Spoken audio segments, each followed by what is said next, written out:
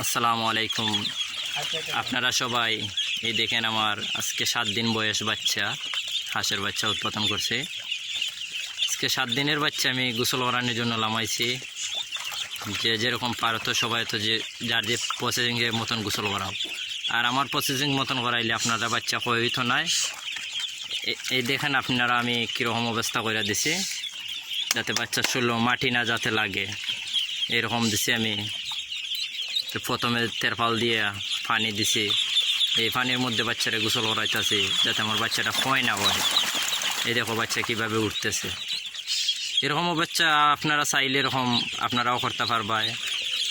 এরকম অবস্থা বাচ্চারা গোসল করাইয়া পাশাপাশি রোদ রাখতেই ভাই, রোদের মধ্যে বাচ্চাটা শরীরটা শুকাইতে হবে, বুঝছেন। আপনারা সবাই চাইলে এরকম পারবা।